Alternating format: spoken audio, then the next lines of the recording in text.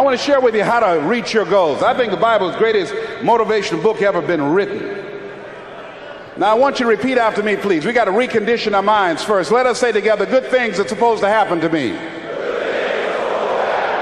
Yeah, write that down. I want you to say that to yourself every day. See, we live in a world where we believe that bad things are supposed to happen to us.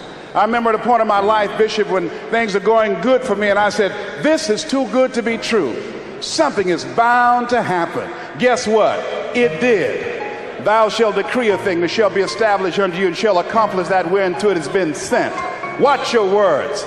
Watch what you say about yourself, about your affairs. Be conscious of that on a daily basis. Why? Because your words are powerful. In the beginning was the Word. Life and death is in the tongue. Watch what you say. Never say I'm broke. Say I'm overcoming a cash flow problem.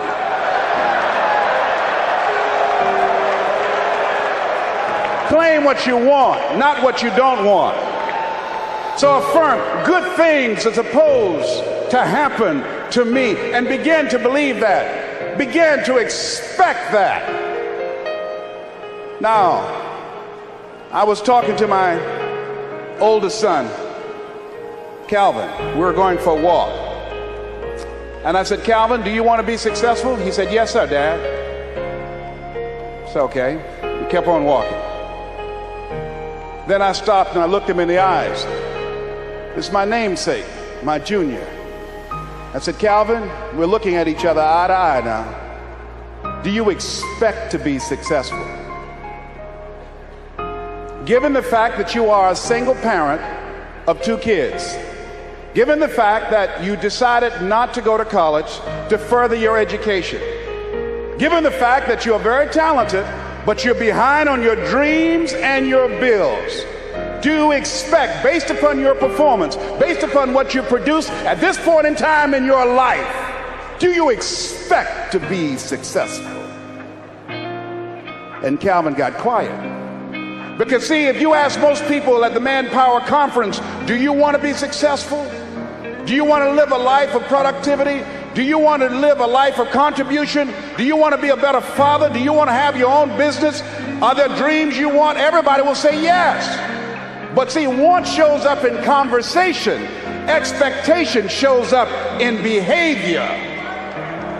See, I can tell what you expect by what you do. That's why the Bible says, judge a tree by the fruit it bears, not the fruit that it wants, not the fruit that it talks about, not the fruit that it claims, but by what you are doing. See, what you do when you leave here, when the music stops, when the shouting dies down, your behavior, how you conduct yourself, writing your goals down, deciding to enroll in school to get a GED, deciding to sit into class with children young enough to be your grandchildren, decide to find some product, some idea, some service that you can provide so that you can begin to create some value for yourself so you can create wealth. And let me tell you something, ladies and gentlemen, it's very important that we begin to learn how to create wealth. I'm not talking about loving money. See, I believe the lack of money is the root of all evil. People will steal for money. People are killed for money. People go to jail for money. Every time the unemployment goes up, in those areas where the unemployment is high, that's where you have the highest incidence of crime and violence. Whenever the unemployment goes up 1% in our community, 10,000 children and women are battered. Money makes a difference in your life. I never wanted to be rich. All I've ever wanted to do was to be comfortable. How many of you ever wanted to be comfortable? Raise your hands. Then I realized in order to be comfortable, you got to be rich.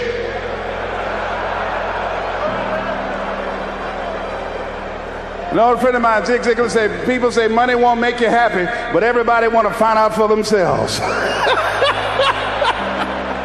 Rita Davenport said money ain't important, but it's right up there with oxygen. And let me tell you something, fellas, even if you're as homeless as I am, if you got some money, women will find something cute on you.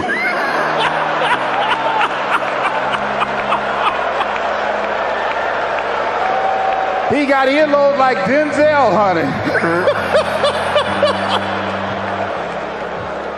Money makes a difference. I used to be so broke when creditors would call the house, my children would answer the phone and say, my daddy say he ain't home. I was so broke at one time in my life, I walked by a bank and tripped the alarm.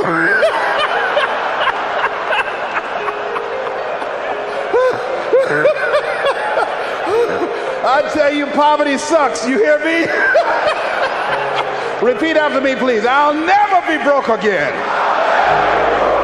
Yes, write that down. I affirm that I'll never be broke again. Never. Never will I ever be broke again. Let me tell you what money does. Number one, it gives you control over your life. Write that down.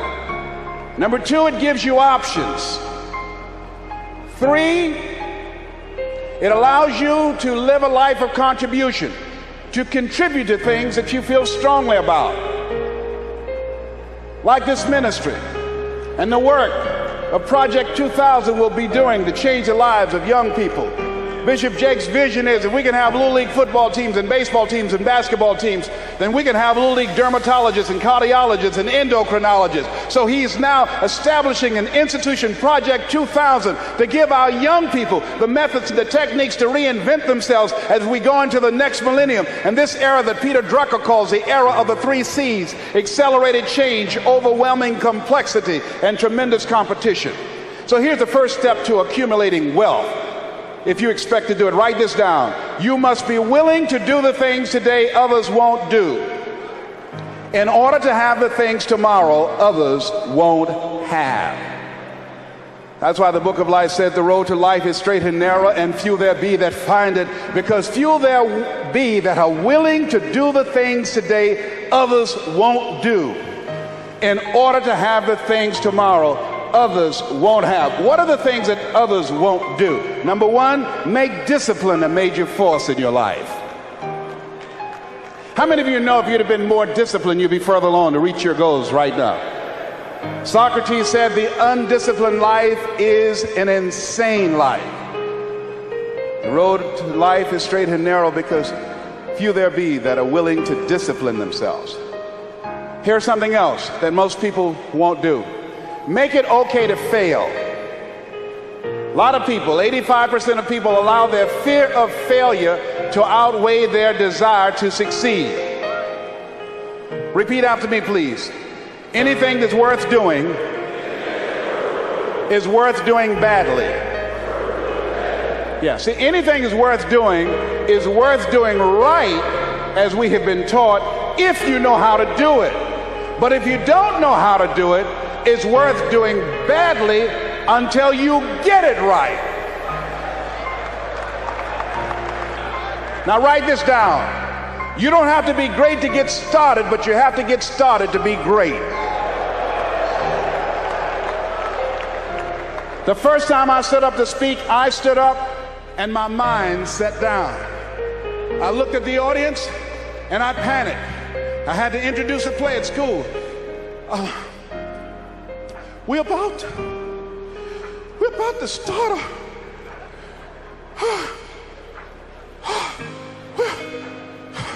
ran off, Mr. Washington. Mr. Brown, where are you going? Mr. Washington, I can't think, sir.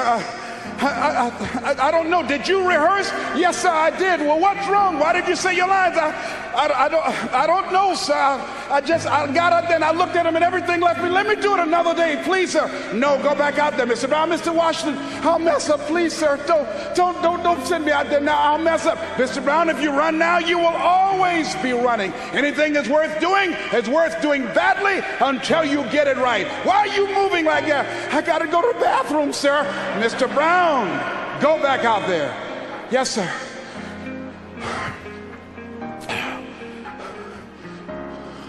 We're about to start a play called 12 Angry Men, directed by Mr. Leroy Washington. And I ran off. The next day, hey, Alfalfa! Hey, Les Brown, how are you? They dogged me out. They talked about me so bad.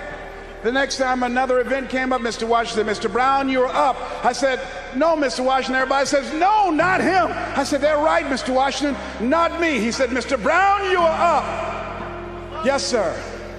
And I went out, and pretty soon, when people laughed at me, it didn't bother me. They would throw paper, and I could catch it without losing my concentration. And then one day, I came out, and a hush went across the audience, because it must have been something about me that indicated that I'd come to myself. And Mr. Washington had been practicing with me to give a presentation. And I looked at the audience and I said, I choose not to be a common man. It's my right to be uncommon if I can. I seek opportunity, not security. I do not wish to be a kept citizen, humbled and dull by having the state look after me. I want to take the calculated risk, to dream and to build, to fail and to succeed. I refuse to live from hand to mouth. I prefer the challenges of life to the guaranteed existence, the thrill of fulfillment to the stale calm of utopia. I will never cower before any master, nor bend to any threat. It's my heritage to stand erect, proud and unafraid, to face the world boldly and say, this I have done. Girls stood up and say, that's my boyfriend, honey. I like me some Les Brown, baby. But I didn't start off like that. You have something special. You have talents and abilities in you that you don't even know. So how do we begin to create wealth? Let me give you some ideas. Number one, write this down, knowledge. What knowledge that you have in this economy, part of what we need, that people are willing to pay you for that. Next is talent. What talent? Dion's talent is playing football. I didn't have that as a talent. My talent is talking. To me, my definition of success is doing what you love to do and find somebody to pay you to do it. You want to master your talent. Find out what it is that you love to do. I love to talk. Scripture is another key that says to us of what we need to do to begin to develop ourselves. Luke 12:34, where your treasure is, there will your heart be also. So what do you love to do? And then explore ways in which you can earn a living doing that. Cooking, writing, painting, working with numbers, working with people. The other thing is, not only must you have knowledge, talent, some skill, but the other thing that's important, faith to act on whatever your dream is. See, if you don't believe in yourself, how many people you know that have a lot of talent, a lot of abilities, but they don't believe in themselves? Raise your hands. See, that faith is very important. So the faith to act on those dreams, those desires. Here's scripture that I like very much. Proverbs 16th chapter, 3rd verse. Commit thy works unto the Lord, and thy thoughts shall be established. Commit means to carry into action deliberately. Commit means to make it happen no matter what. Commitment. There's a difference between next time you have bacon and eggs. The chicken was involved. The pig was committed. He had to give it all up. That's going to take a minute to sink in tonight, all right? See, when you make the commitment, I'm going to become wealthy, when you make it important, when you decide I'm going to do it no matter what, life changes for you. See, most people don't keep their commitments to their commitments.